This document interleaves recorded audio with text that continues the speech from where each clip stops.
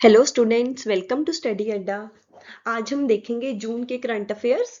First week ही चल रहा है, उसका second part. First part already हम कवर कर चुके हैं, बट कुछ क्वेश्चंस हैं जो रह गए थे, तो that will cover in part 2। So let's start. Under national panchayat awards, which state secured the highest number of awards. कल हमने पढ़ा था कि नेशनल पंचायत अवार्ड्स हैं, ये न्यूज में क्यों है? Because they were announced by recently announced by ministry of Panchayati Raj. किस लिए? ताकि जो भी पंचायत है अक्रॉस इंडिया, उनमें जो भी आउटस्टैंडिंग परफॉर्मेंस जिस पंचायत ने की है उसको रिकॉग्नाइज करने के लिए। और इसका फोकस है सस्टेनेबल डेवलपमेंट गोल्स को अचीव करना और हमारे जो ग्रास रूट गवर्नेंस है उसको स्ट्रेंथन करना। तो among all the states, Karnataka has secured the highest number of national panchayat awards इन 2025।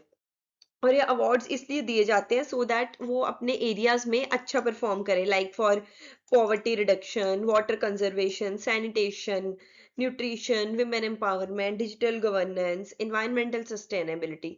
तो इन सब को रिकॉग्नाइजेशन देने के लिए कर्नाटका को मिला है हाईएस्ट नंबर ऑफ अवार्ड्स।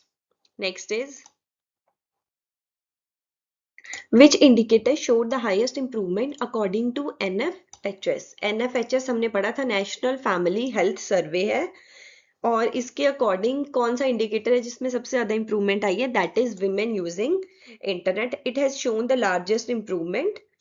और इससे हमें क्या दिखता है कि इंडिया है वो बहुत ज्यादा प्रोग्रेस कर रही है डिजिटल इंक्लूजन में, स्मार्टफोन पेनिट्रेशन, इंटरनेट की एक्सेसिबिलिटी में, और digital literacy among the women.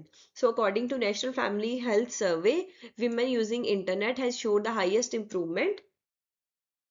And कल हमने ये भी पढ़ा था, it is conducted by IIPS, that is International Institution for Population Science in Mumbai. और ये आता है कौन सी मिनिस्ट्री के अंदर? Ministry of health and family welfare. Next, the double deflation method has been introduced primarily in सबसे पहले we need to understand what is double deflation method। Simple language में समझते हैं बहुत ही ज्यादा। सपोज करो आप एक बेकरी रन करते हो, ठीक है? तो आपने केक बेचे 100 रुपए के, बट उसमें से 60 रुपीज आपका लगा। 100 रुपए के आपने केक बेचे, बट जिसमें से 60 रुपीज आपका लगा आटे पे, दूध पे, शुगर पे, एक्सेट्रा जो भी और इंग्रेडिएंट्स आप ऐड करते हो। तो एक्चुअल जो आपकी प्रॉफिट हुआ that is 40 rupees, right? But इस साल जब प्राइजेस बढ़ गए तो आपने केक बेचे 120 रुपए के, राइट? बट अब आपके इंग्रेडिएंट्स जो आपके 60 रुपीज कॉस्ट करते थे, अब वो कॉस्ट करते हैं रुपीज 90। तो दिस ईयर क्या हुआ? आपकी जो प्रॉफिट है वो कम हो गया। बट जो, अगर हम सिर्फ सेविंग, अगर आपकी सेल्स पे देखें तो समवन विल थिंक कि ठीक है, पिछली बार इसने 100 रुपया कमाया था, इस बार इसने 120 रुपया कमाया है, तो बेकरी बहुत ज्यादा बढ़ रही है। But that's not completely true, क्योंकि इंग्रेडिएंट्स की कॉस्ट भी बढ़ गई है। तो आपकी एक्चुअल अर्निंग तो कम हुई ना, पहले 40 रुपीज थी, अब कितनी हो गई? 30। तो your profit has reduced by rupees 10। वही what was the earlier problem क्या थी कि जो पुराना मेथड है वो सिर्फ फोकस करता था सेलिंग पे, कि सेल्स कितनी हुई। सेल्स बढ़ी है, पहले 100 थी अब 120 हुई है, तो it means business must be growing. But उसने, ये ओल्ड मेथड है, उसने इस फैक्ट को इग्नोर कर दिया था कि raw materials have also become much more expensive. तो डबल डिफ्लेशन क्या करता है? ये दोनों साइड्स चेक करता है। Price increase in what you have sold, कितना बेचा, 100 से 120 रुपए, and also the price increase that is used to produce. Like पहले 60 रुपए लगते थे, अब 90 रुपए लगे हैं, तो that calculates a real growth. That's why इसको बोलते हैं double deflation. First deflation output prices, और सेकंड डिफ्लेशन जो इनपुट के लिए प्राइसेस लगे हैं। And that has been introduced in agriculture and manufacturing. और अभी एग्रीकल्चर एंड मैन्युफैक्चरिंग में क्यों? बिकॉज इनमें बहुत ज्यादा इनपुट्स लगती हैं, लाइक इंग्रेडिएंट्स लगते हैं। सपोज एग्रीकल्चर में क्या है, एक फार्मर है, वो कनक बेचता है, बट उससे पहले उसे क्या लेना पड़ता है? सीड्स लेता है, फर्टिलाइजर्स लेता है, डीजल लेता है, पेस्टिसाइड्स लेता है। सिमिलरली मैन्युफैक्चरर है, अगर वो कार बेचती है कोई फैक्ट्री, उससे पहले उसे स्टील लेना पड़ता है, टायर लेना पड़ता है, प्लास्टिक्स लेने पड़ते हैं, इलेक्ट्रॉनिक्स लेने पड़ते हैं। तो अगर इनपुट की कॉस्ट है वो बढ़ेगी, तो एक्चुअल ग्रोथ है वो कम होगी। जैसे इसमें 40 से 30 हो गई है, राइट? तो it has been introduced in agriculture manufacturing, कि इसमें सिर्फ वो सेल्स प्राइस नहीं देखेंगे बल्कि they will also see the inputs. Next, which player won both the Orange Cap and Emerging Player Award in IPL 2026? We all know Vaibhav Suryavanshi has won Orange Cap as well as Emerging Player Award in IPL 2026. Which Indian naval ship completed the Lokian 26 expedition? सबसे पहले we need to understand what is Lokian 26 expedition. बहुत ही simple language में अगर हम बोले तो आप समझिए लोकयान एक लॉन्ग इंटरनेशनल सेलिंग जर्नी है undertaken by the Indian navy, जा रही है किसी लॉन्ग जर्नी पे. मतलब it is not a war mission, है ना, कोई वॉर नहीं है. It is like India's friendship and goodwill voyage, है ना, अक्रॉस द डिफरेंट कंट्रीज. मतलब इसका एम क्या था कि दूसरे जो नेशंस हैं उनके साथ दोस्ती बढ़ाना, train the naval cadets, showcase करना अपना इंडिया का जो मैरीटाइम का ट्रेडिशंस हैं और मैरीटाइम डिप्लोमेसी को प्रमोट करना. तो इनमें से कौन सी जो शिप है इसने कंप्लीट किया है? उसने कंप्लीट किया आईएनएस तारंगिनी ने कंप्लीट किया. It is a selling ship of Indian navy.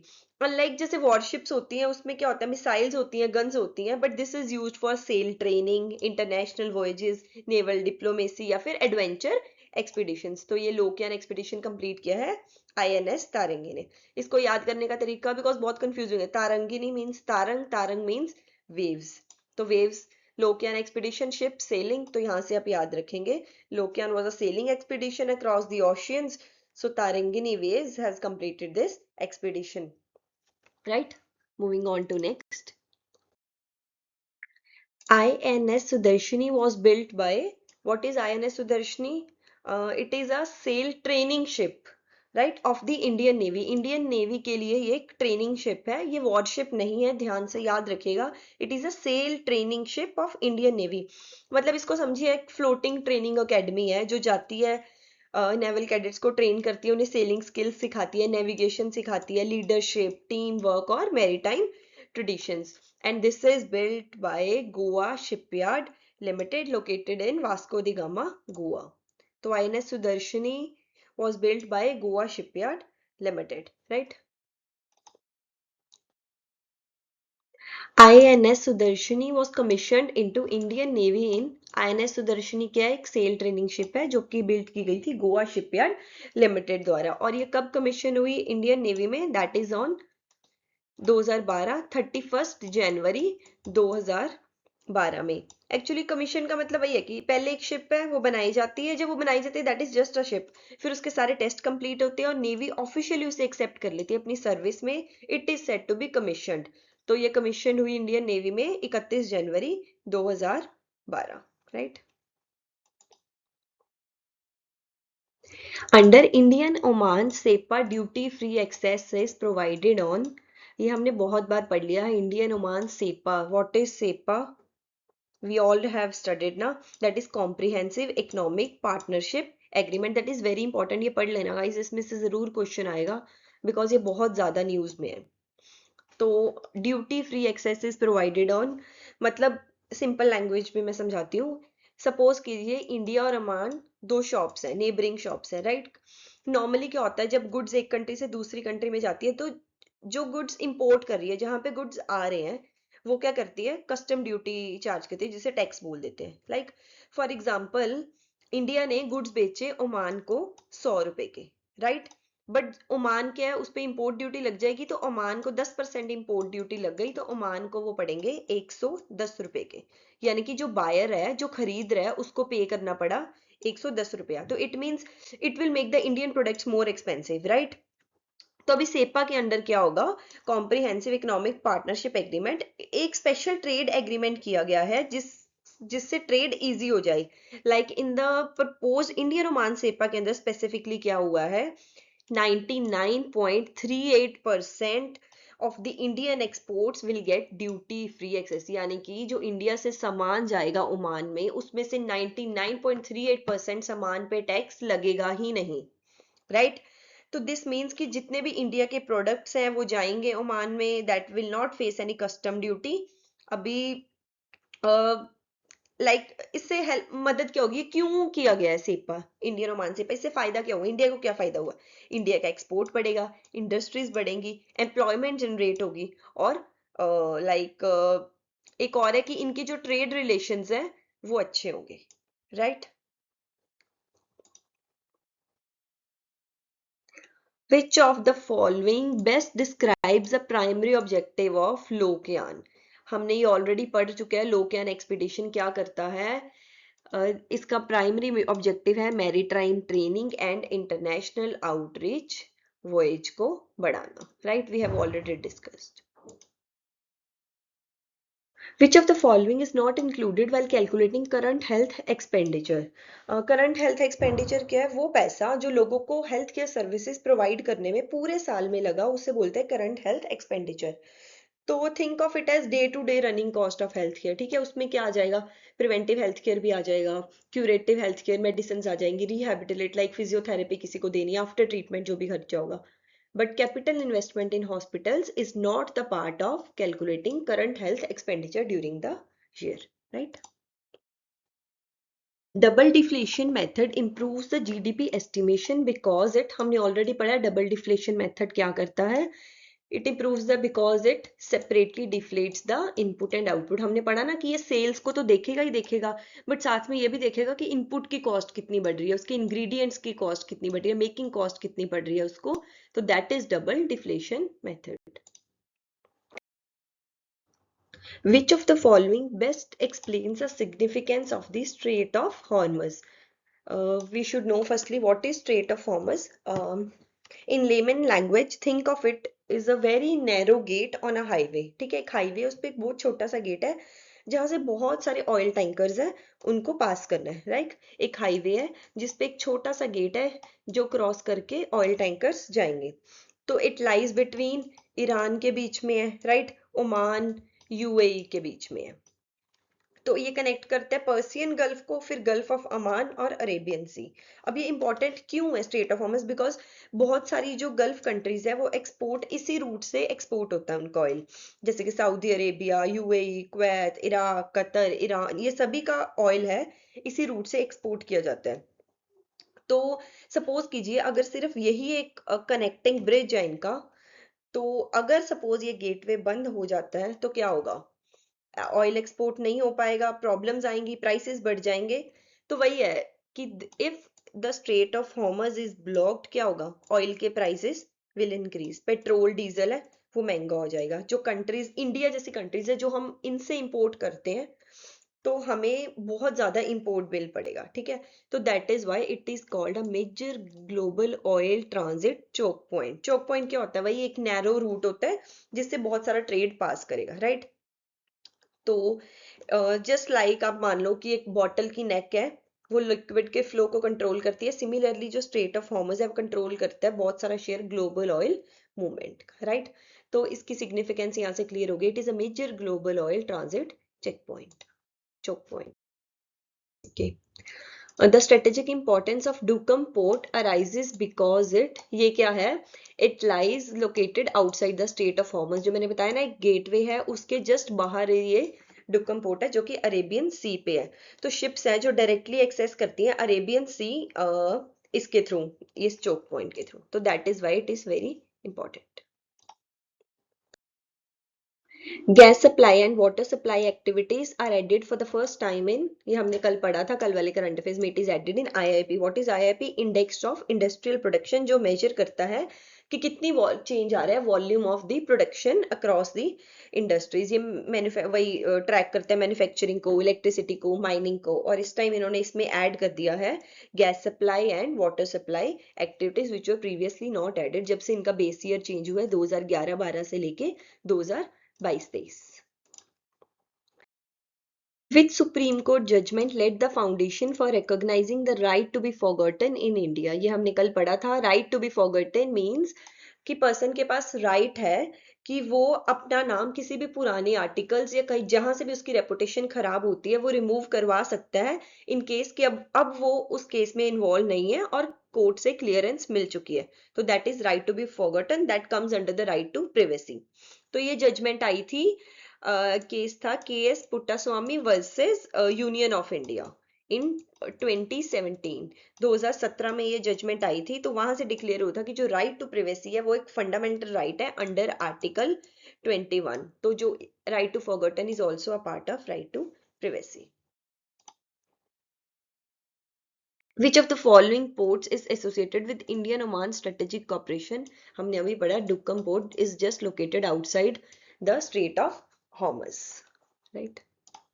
Next is which institution provides a sovereign backed guarantee under ECLGS? ECLGS we have discussed so many times in the last videos, तो बार बार हम discuss नहीं करेंगे. Just in brief, it is emergency credit line guarantee scheme, जिसमें government है that will pay on the behalf of borrower अगर borrower repay नहीं कर पाएगा. तो कौन सा इंस्टीट्यूशन है जो इसकी गारंटी, जो गवर्नमेंट गारंटी देती है कि हम पे करेंगे लोन, उसको बैक करता है? That is NCGTC, that is national credit guarantee trust company Limited, right?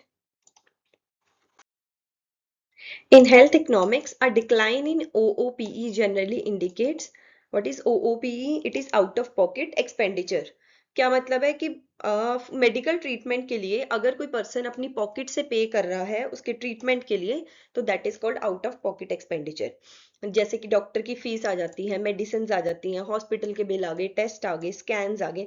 Suppose अगर आप हॉस्पिटल गए और आपका बिल है 10,000 और आपने सब सारा का सारा खुद पे किया, तो आपका out of pocket expenditure is high, right? अगर सेकंड केस में कोई गवर्नमेंट स्कीम है लाइक आयुष्मान भारत या कोई भी और, उसमें क्या किया, उसने आपका 8,000 पे कर दिया और आपको सिर्फ पे करना पड़ा 2,000, तो आपका आउट ऑफ पॉकेट एक्सपेंडिचर क्या हो गया? कम हो गया. तो decline in out of pocket expenditure generally indicates, उससे क्या होगा अगर वो कम हो जाएगा? लोगों को अपनी सेविंग्स कम लगानी पड़ेंगी, फैमिली को फाइनेंशियल स्ट्रेस से बच जाएंगे. बहुत सारे लोग पॉवर्टी में चले जाते हैं due to medical expenses. Health insurance और government schemes are doing better, right? So it means कि अगर डिक्लाइन आता है तो better financial protection for households. Next is under ECLGS 5.0, a business with existing working capital can obtain additional credit up to, हमने पढ़ा था ये emergency credit line guarantee scheme. इसके अंदर अगर बोरोअर पे नहीं कर पाता तो गवर्नमेंट उसके बिहाफ पे गारंटी लेती है पे करने की. बट अब ये कह रही है कि अगर बिजनेस है उसके पास एग्जिस्टिंग वर्किंग कैपिटल, सपोज उसने already existing working capital loan कोई ले रखा है, तो क्या वो एडिशनल क्रेडिट भी ले सकता है? जी हाँ, वो एडिशनल क्रेडिट भी ले सकता है. एंड दैट इज 20% वो एडिशनल क्रेडिट ले सकता है with government backed guarantee. Suppose है कोई बिजनेस है, वो ऑलरेडी कोई उस पास वर्किंग कैपिटल लोन है 100 लाख का या फिर 1 करोड़ का, राइट? 100 लाख का, उसमें 20% है जो इसका 20 लाख 100 लाख का और उसे मिल सकता है, यानी कि 20 लाख का उसे एडिशनल क्रेडिट मिल सकता है by government backed guarantee, right? तो आपको याद रखना है 20%. Next is Farmer producer organizations FPOs mentioned under Mission Sneh Zori are intended primarily to like farmer producer organisations क्या हैं? लाइक आप समझिए कंपनी है, ग्रुप है जो फार्मर्स ने खुद से बना लिया. Instead of selling the crops individually, बहुत सारे फार्मर्स क्या करते हैं, एक साथ आ जाते हैं और एक लार्ज ग्रुप फॉर्म कर लेते हैं, राइट? अब इनकी जरूरत क्या है? अगर सपोज एक फार्मर है ए जिसके पास 10 बैग हैं, किसी के भी आलू के 10 बैग है, ठीक है, बी के पास है 15 बैग, सी के पास है 20 बैग. अगर वो अकेले अकेले बेचने जाएंगे तो उनकी बार्गेनिंग पावर कम होगी और ट्रेडर है जो उनको कम प्राइस कोट करेगा. बट अगर वो ज्वाइन कर लेते हैं और FPO बना लेते हैं, फार्मर प्रोड्यूसर ऑर्गेनाइजेशन टुगेदर, अब उनके पास कितने बैग हो गए? टोटल 45 बैग हो गए. इट मीन्स वो बेटर प्राइस पे नेगोशिएट कर पाएंगे, अच्छी बार्गेनिंग कर पाएंगे, अप्रोच कर पाएंगे लार्ज बायर्स को, सुपरमार्केट्स को, कंपनी को, राइट? और अपनी सीड्स फर्टिलाइजर्स लोअर रेट्स पे ले पाएंगे. तो it means it will strengthen the collective bargaining and market access for the farmers, right?